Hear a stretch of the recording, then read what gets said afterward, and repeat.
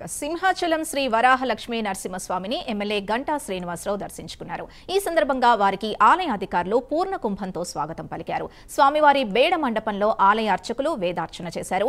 మనం ఏదైనా కార్యక్రమం చేయాలనుకున్నప్పుడు ఆ దేవుడి ఆశీస్సులు మనపై ఉండాలి అన్నారు ఎమ్మెల్యే.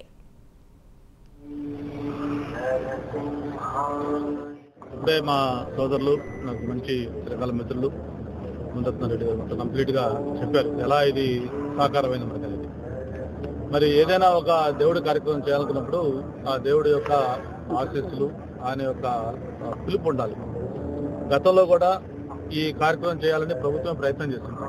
దానికి హడావుడిగా ఏదో సిమెంటు చేయాలని ట్రై చేసినప్పుడు కూడా అది మనం సఫలీకృతం కాలం చేసిన తర్వాత కూడా లీకేజీలు కంటిన్యూ అవుతా ఉంటే వీళ్ళు ఒక పురాతన దీని ప్రకారం శాస్త్రీయ పద్ధతిలో ఏదైతే గతంలో ఎన్నో శతాబ్దాల క్రితం నుంచి దేవాలయాలే నిర్మించారో ఆ సాంకేతిక పరిజ్ఞానం ఉపయోగించారు. అంటే దీంట్లో ఎక్కడ కూడా ప్రజెంట్ ఉన్న స్టీలు సిమెంటు లేదా ఇటువంటి కాకుండా వాళ్ళు వాడింది మన బెండకాయలు లేకపోతే కరక చెట్టు, దాంతో జిగురు, దాంతోపాటు మిగతా దీనికి సంబంధించి మిశ్రమాలు న్యాచురల్ దీనికి సంబంధించి చేసి వాడి సున్నం ఇటువంటి బెల్లం ఇవన్నీ కలిపి దాంతో ఈరోజు దీన్ని చేయడం జరిగింది. మీకు దాని బిఫోర్ ఆఫ్టర్ ఫోటోగ్రాఫ్స్ చూస్తే ఒకసారి ఇది చేయక ముందు ఇలా ఉండింది, చేసిన తర్వాత ఇలాగా. అంటే ఒక కొత్త ఈ రోజు మనం ప్రారంభం చేసుకున్న టెంపుల్ ఎలా ఉంటుందో అంత బ్రాండ్ న్యూగా బ్రైట్ గా చక్కగా ఆ దేవుడికి మనం చేసుకునే